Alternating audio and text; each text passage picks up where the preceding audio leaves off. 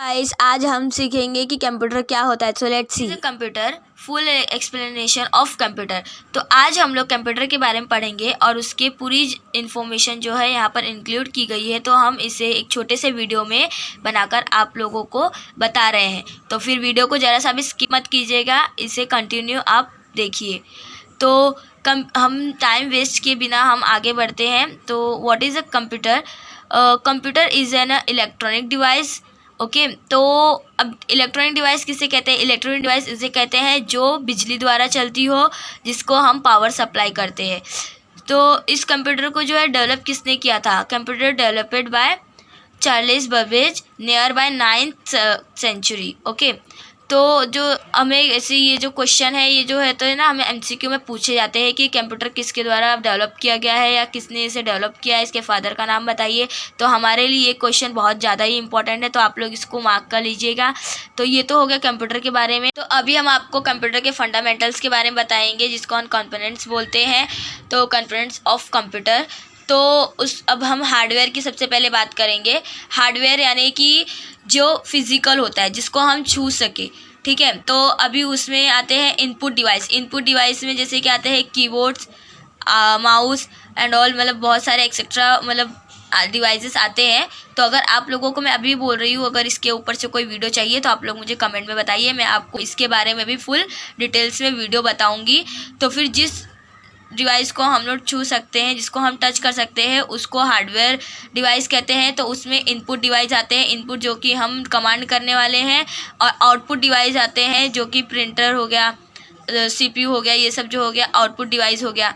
और फिर स्टोरेज यानी स्टोरेज डिवाइस यानी कि जो मेमोरी लोकेशन होती है, जहाँ पे हम अपना जो भी स्टोरेज होता है वहाँ पे सेव कर सके, उसमें 2 पार्ट्स आते हैं। कंप्यूटर के कैरेक्टर्स के बारे में जानेंगे कि एक्चुअली में क्या होता है। तो इसमें सबसे पहले आता है स्पीड।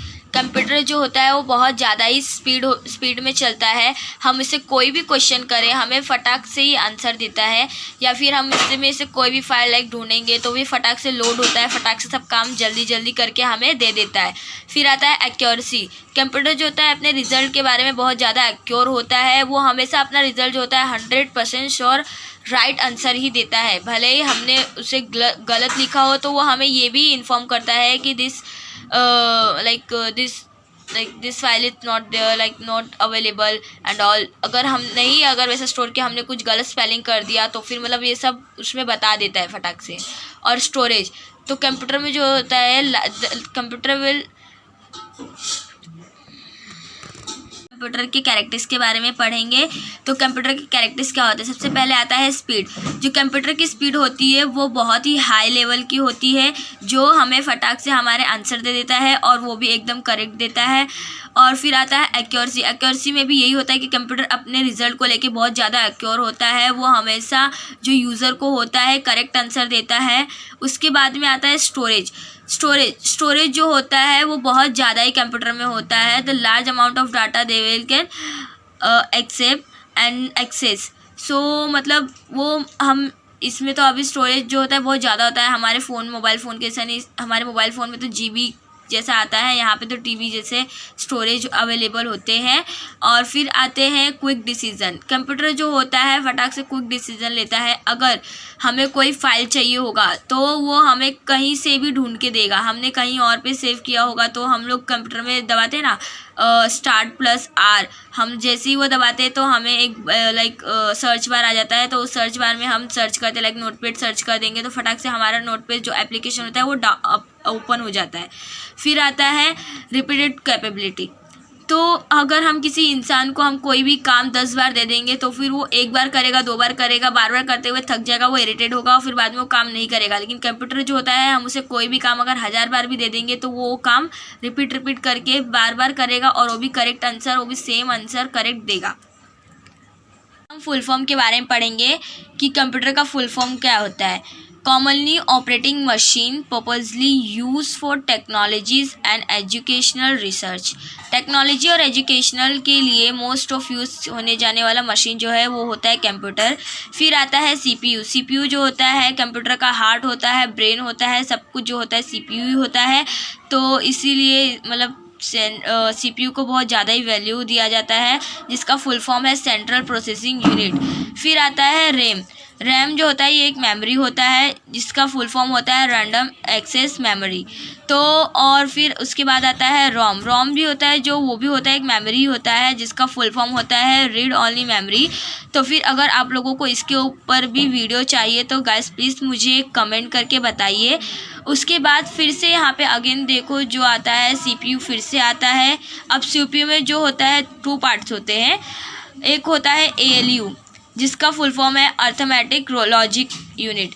तो अर्थमेटिक लॉजिक यूनिट का क्या मतलब होता है कि अगर हमको अर्थमेटिक कोई भी परफॉर्मेंस करना होगा, या लाइक सब्ट्रैक्ट, माइनस, डिवीज़न, कोई भी अगर हमें ऐसे लाइक कुछ भी करना होगा तो ये हम ALU के थ्रू कर सकते हैं। फिर आता है CU का फुल फॉर्म होता है कंट्रोल यूनिट। कंट्रोल यूनिट, ये CU जो होता है ये पूरे कंप्यूटर को जो है कंट्रोल करके रखता है। इसके थ्रू ही हमारा जो पूरा सिस्टम है पूरा सिस्टमेटिकली यूज़ होता है, चलता है। That's it. मेमोरी के बारे में पढ़ेंगे तो मेमोरी के बारे में मैंने पहले ही बताया था। एक होता है सेकेंडरी मेमोरी, दूसरा होता है प्राइमरी मेमोरी। तो HDD हार्ड डिस्क ड्राइव, ये जो होता है सेकेंडरी मेमोरी का पार्ट होता है, इसको हम पेन ड्राइव भी कह सकते हैं। दूसरा आता है रैम। रैम जो होता है ये होता है प्राइमरी मेमोरी, और रोम भी जो होता है प्राइमरी मेमोरी होता है। उसके बाद में आते हैं जनरेशन ऑफ कंप्यूटर। हम कंप्यूटर के कितने जनरेशन थे? 5 जनरेशन थे। ये आपको बहुत ज़्यादा इंपॉर्टेंस होता है, आपको एग्ज़ाम में पूछता है कि मतलब कौन सा जनरेशन कितने बार था और कब तक चला, कितना जनरेशन था, कंप्यूटर के कितने जनरेशन हैं, एंड ऑल सब पूछता है। तो first generation of core elements vacuum tube, वो जो था वो 1946 तक चला। उसके बाद में आता है सेकेंड जनरेशन ट्रांसलेटर। ये जो ट्रांसलेटर था ये 1959 तक चला। उसके बाद में आता है थर्ड जनरेशन जो होता है इंटीग्रेटेड सर्किट कोर एलिमेंट। ये जो था 1965 तक चला। उसके बाद में आता है फोर्थ जनरेशन जो था large scale integrated circuit core element. ये जो था 1971 से लेके 1985 तक चला। फिर आता है फिफ्थ जनरेशन। ये फिफ्थ जनरेशन जो होता है ये अभी तक ओन वर्ड्स यानी कि अभी तक चल रहा है, इसके ऊपर अभी भी रिसर्च चल रही है और अभी तक ये चल रहा है। तो ये आज का था हमारा वीडियो कंप्यूटर के बारे में। जनरेशन के बारे में पढ़ेंगे कि कंप्यूटर के कितने जनरेशन थे। ये आपको जो है एग्ज़ाम में पूछता है कि कंप्यूटर में कितने जनरेशन थे, कौन सा जनरेशन कब तक चला, ये सब के बारे में पूछता है। तो फर्स्ट जनरेशन जो है वो है वैक्यूम ट्यूब जो 1946 तक चला।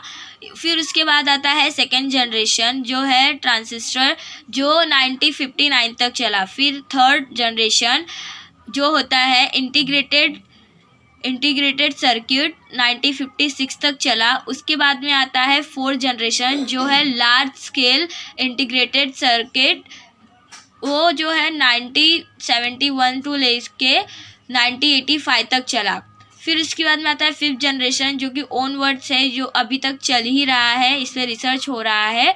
तो ये हमारे जो थे 5 जनरेशन थे, इसके बारे में आप लोग याद रखिए, इसकी ईयर्स डेट सब याद रखिए, तो आपको बहुत ज़्यादा ही इम्पोर्टेंस है ये। उसके बाद में बस अभी हम अगर आपको इसके आगे और भी कुछ इम्पोर्टेंस वीडियो चाहिए तो फिर आप हमें कमेंट करके बताइए। सो थैंक यू गाइस, यहाँ तक हमारे वीडियो देखने के लिए, विदाउट स्किप किए हमारे वीडियो देखने के लिए। Thank you.